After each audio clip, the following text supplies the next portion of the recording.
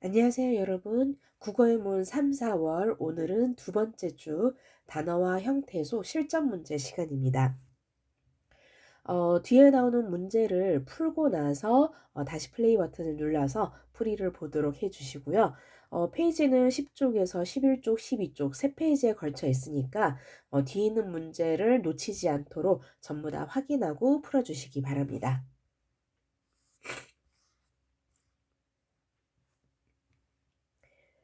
네, 여러분 다 풀었을 거라고 생각하고 같이 문제 한번 풀어보도록 할게요.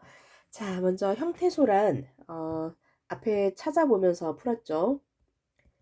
뜻을 가진 가장 작은 말의 단위를 의미한다 라고 해서 그냥 가장 작은 말의 단위 아니고요. 뜻을 가지고 있어야 되는 거고요. 그냥 뜻을 가진 말의 단위라고 해서는 안 됩니다. 가장 작은 말의 단위라고 해야 되죠. 그리고 단어가 아닌 의존 형태소는 반드시 붙임표를 붙여서 다른 형태소와 결합해야 됨을 나타내고요. 붙임표는 이렇게 생겼죠. 그래서 이렇게 쉽게 말해서 짝대기, 줄표를 얘기를 합니다. 자, 그리고 형태소는 실질적 의미의 유무에 따라서 실질 형태소와 형식 형태소로 나뉘죠.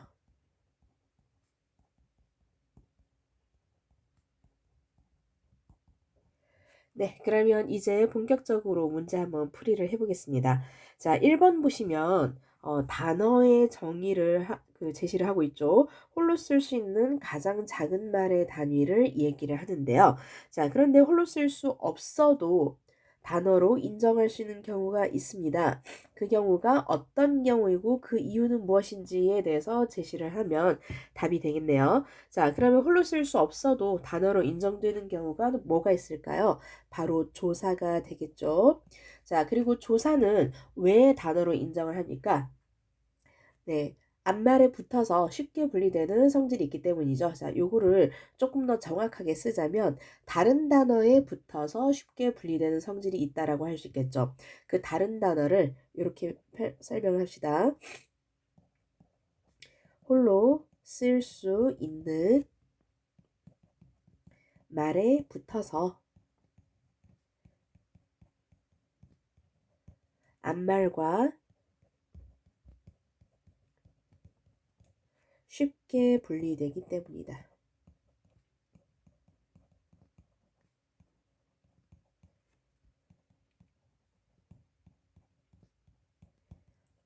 네, 여기까지는 별 문제 없었을 것 같습니다. 기본적인 개념정이니까요. 자, 그러면 그 다음부터 한번 이제 조금 꼼꼼히 한번 보도록 할게요. 자, 문장을 단어로 나눈 것으로 적절하지 않은 것은 2번부터 많이들 틀렸습니다. 벌써부터 단어랑 형태소를 많이들 헷갈렸는데요. 이를테면 높은 하늘을 보자해서 높이랑 은을 떼야 되는 게 아니냐 또는 보자를 떼야 되는 게 아니냐 하는데 여러분 지금은 단어를 얘기를 하고 있는 것이지 형태소를 얘기하는 게 아닙니다. 그래서 높은이나 보자 같은 경우에는 조사가 붙은 게 아니고 띄어쓰기 단위로 나뉘어져 있기 때문에 높은과 보자는 그 자체로 하나의 단어라고 할 수가 있습니다. 그래서 이런 애들을 단어가 잘못 구분이 됐다라고 할 수는 없고요. 그러면 답은 몇 번일까요? 네, 일단은 띄어쓰기 단위로 다 나누고 그런 다음에 조사를 한 번 더 나누어 주면 그때 단어가 다 구분이 되겠죠. 자, 그런데 선지 중에서 나머지는 다 띄어쓰기와 조사가 다 구분이 됐지만 하나만큼은 조사가 미처 구분이 안 된 게 있습니다. 그게 바로 3번이죠. 3번의 사이와 입니다는 구분을 해야 됩니다. 여기에서 사이는 체언이고요. 입니다는 조사죠. 서술격 조사 이다가 활용한 형태입니다. 그래서 입니다를 떼어야 됐었고요. 그래서 답이 3번이었죠. 3번으로 가보겠습니다. 자, 3번의 답은 4번이죠. 4번 어디가 틀렸을까요? 네, 사과가 아주 시다에서는 단어가 자, 사과와 가는 체언과 조사기 때문에 한 번 끊어줘야 되겠죠. 나머지는 조사가 붙은 게 아니기 때문에 전부 다 띄어쓰기 단위로 나누어주면 됩니다. 그러면 5개의 단어가 아니라 4개의 단어라고 해야 적절하겠죠. 그래서 답이 4번이었네요. 자, 4번도 참 많이들 틀렸었는데요. 자, 일단은 답은 4번입니다. 자, 먹짝대기 그리고 짝대기다. 자, 둘 다 의존 형태소가 맞죠. 그래서 의존 형태소 2개 맞고요. 결합해서 단어로 쓸 수 있다라고 했는데 그 단어가 된 게 바로 뭘까요? 먹다라는 단어가 되겠죠. 그래서 4번은 맞는 설명입니다. 그렇다면 나머지가 틀린 설명이겠죠. 자, 그러면 1번부터 한번 보도록 하겠습니다. 자, 1번에서 틀린 부분은 어디입니까? 네, 가장 작은 소리의 단위가 아니죠. 가장 작은 말의 단위입니다. 자, 그리고 실질적인 의미를 갖고 있는 실질 형태소는 모두 단어에 해당한다라고 했는데 여러분 실질 형태소라고 해서 전부 다 단어가 되는 것은 아니었습니다. 실질 형태소 중에서 어간의 경우를 한번 생각해 보세요. 예를 들어서 먹짝대기와 같은 애들은 그 자체로 단어가 될 수가 없겠죠. 그래서 모두 단어에 해당한다라고 볼 수가 없습니다. 자, 3번. 종결어미와 같이 구체적인 의미를 가지지 못하는 경우에는 하나의 형태소가 될 수 없다라고 했는데요. 자, 여기에서 맞는 부분은 어디까지일까요? 종결어미는 여러분 이런 거 있죠. 뭐뭐다 또는 뭐뭐어라 또는 뭐뭐아라 또는 뭐뭐자 이런 것들 있죠. 우리 저번에 용언의 활용 형태 배울 때 청유형 종결어미 그리고 명령형 종결어미 기억나죠? 자, 이렇게 문장을 끝내는 어미를 종결어미라고 합니다. 자, 그런데 종결어미는 구체적인 의미를 가지지 못하는 것은 맞습니다. 구체적인 의미라는 것은 우리가 머릿속으로 그림처럼 그려지듯이 그려지는 그런 의미를 갖고 있는 것을 말하는데요. 종결어미는 그런 의미보다는 형식적인 의미, 문법적인 의미를 가지고 있죠. 자, 그래서 여기까지는 맞는데요. 이 경우에 하나의 형태소가 될 수 없다. 이 부분이 틀렸네요. 자, 종결의미의 경우에는 문법적인 의미를 가지는데 문법적인 의미만 가진다고 하더라도 어쨌든 의미를 가지고 있기 때문에 하나의 형태소로 인정을 해줍니다. 자, 그리고 마지막 5번째, 모든 의존 형태소는 반드시 붙임표를 활용해서 의존 형태소임을 나타내야 한다라고 했는데요. 자, 모든 형태소는 아니죠. 왜냐하면 조사의 경우에는 예외가 있습니다. 조사의 경우에는 의존 형태소이지만 단어이기 때문에 붙임표를 붙이지 않고요. 그래서 5번은 틀린 설명이 되겠네요. 그래서 답은 4번이었습니다. 자, 5번으로 가볼게요. 문장을 형태소로 나눈 것으로 적절하지 않은 것은 자, 이 문제를 정말 많이들 틀렸는데 많은 친구들이 3번을 찍었습니다. 3번에서 간다를 간과 다로 끊어야 된다라고 주장을 해서 3번을 찍었는데요. 자, 여러분 잘 생각해 보세요.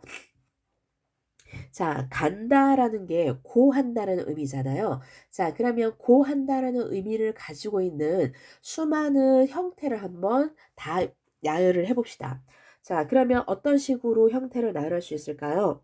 자, 간다도 있지만 가고, 갔다, 가면, 가지만, 가도 등등등 이렇게 나눠지겠죠. 자, 그러면 여기에서 변하지 않는 어간은 어디까지입니까? 네, 가까지가 어간이 되겠죠. 자, 그렇다면 여기에서 받침 니은은 뭘까요? 자, 여러분 기억납니까? 우리 용언할 때 현재 시제 선어말 어미라고 했던 거 기억납니까? 받침 니은 그리고 는 했던 거 있었죠? 개들에 해당하는 겁니다. 그래서 받침 니은은 현재 시제를 나타낸다라는 문법적인 의미를 가지고 있는 거죠. 그래서 가와 니은과 다로 나누는 것이 맞는 거죠. 자, 그래서 3번은 답이 될 수가 없는데요. 자, 그랬더니 어떤 친구는 또 2번이 틀렸다라고 하는 친구들이 있습니다. 만까지를 하나 나눠야 된다라고 했는데요. 자, 여러분 이것도 한번 쭉 이렇게 형태 변화를 시켜봅시다. 만들다가 있지만 또 뭐도 있습니까? 만들고, 만들면, 만들지만, 죄송합니다. 만들지만, 만들어도, 자, 여러분, make 한다라는 의미를 가지고 있는 그런 상태로 만까지만 가지고 그 의미를 나타낼 수 있을까요? 그거는 불가능합니다. 만들까지는 반드시 있어야 되는 거죠. 자, 그래서 어가는 만들까지. 그래서 만과 들을 뗄 수는 없었던 것 같습니다. 자, 그래서 2번은 적절하게 나뉘어진 게 맞고요. 자, 그러면 답은 몇 번일까요? 답은 4번입니다. 주와 머니를 떼서는 안 되죠. 주머니가 하나의 형태소입니다. 그래서 4번이 틀렸던 거였고요. 6번으로 가보겠습니다. 자, 보기에 밑줄 친 형태소가 실질 형태소인 동시에 자리 형태소인 것을 모두 골라라.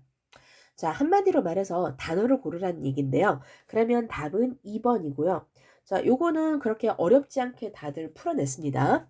자, 나머지가 왜 틀렸는지만 한번 확인을 해볼게요. 자, 니은의 경우에는 실질 형태소가 아니라 형식 형태소이죠. 그리고 자립 형태소가 아니라 의존 형태소이기 때문에 둘 다 해당되지 않아서 니은은 탈락이고요. 디귿의 경우에는 실질 형태소는 맞습니다. 하지만 자립 형태소가 아니라 의존 형태소이기 때문에 탈락이네요. 미음의 경우에는 실질 형태소가 아니라 형식 형태소이고요. 자립 형태소가 아니라 의존 형태소이기 때문에 탈락입니다. 네, 그래서 답은 기역과 리을 이렇게 2번이었습니다. 자, 7번 문장에 포함된 형태소의 개수가 나머지와 다른 것은 자, 요거 답은 1번이죠. 자, 1번만 형태소가 8개, 나머지는 전부 다 7개인데요. 간단하게 형태소 구분만 하고 넘어가겠습니다. 자, 첫 번째는 고양이가 고기를 물었다 해서 8개. 2번은 오빠는 학생이 되었다. 우리 언니는 머리가 좋다. 나무가 열매를 맺는다. 약을 먹고 쉬었다. 해서 나머지는 전부 7개이지만 1번만은 8개였습니다.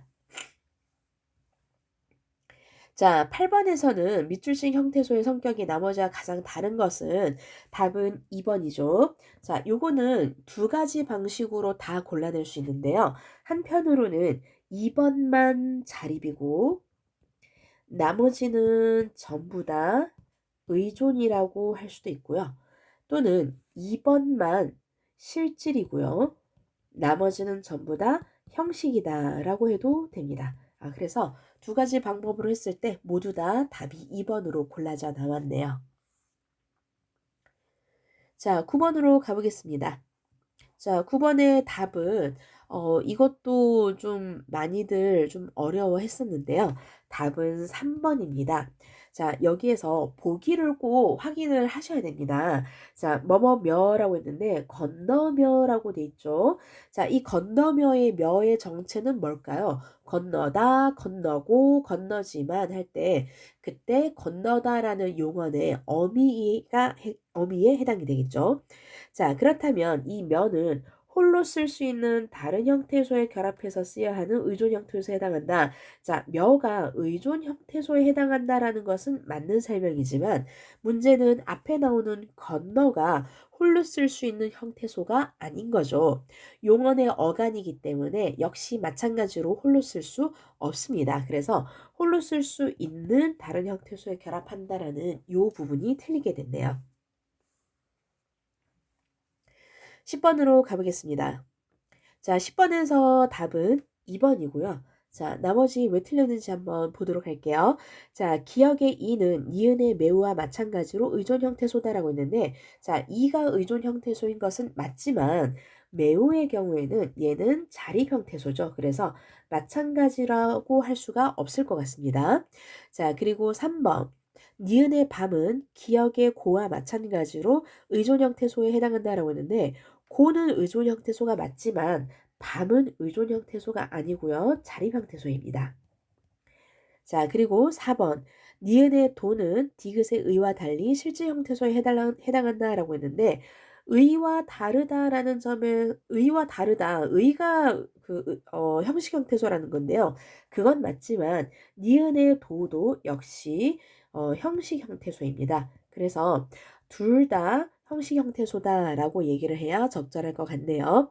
자, 그리고 5번에 디귿의 바로는 니은의 크와 달리 실질 형태소에 해당한다라고 했는데 바로가 실질 형태소인 것은 맞지만 크도 실질 형태소이기 때문에 둘 다 실질 형태소라고 해야 맞겠죠. 그래서 답은 2번이었네요. 자, 이제 11번 보기 문장에서 밑줄 친 부분의 형태소가 어떤 종류에 해당하는지 모두 한번 써봅시다. 자, 첫 번째 한. 자, 얘는 혼자 쓸 수 있네요. 그래서 자립 형태소이고요. 자, 그러면서도 실질적인 의미가 있기 때문에 실질 형태소입니다. 자, 그리고 빛도 마찬가지로 하나의 단어가 될 수 있을 만큼 홀로 쓸 수 있죠. 그래서 자립 형태소이고요. 그러면서 구체적인 의미가 있기 때문에 실질 형태소이죠.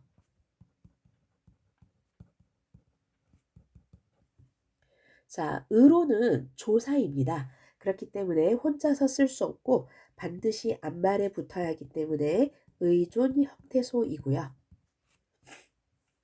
그리고 다른 한편으로는 문법적인 관계를 나타낸다라는 이 조사의 정의에서 나올 수 있듯이 문법적인 의미만 가지고 있습니다. 그래서 형식 형태소가 되겠네요.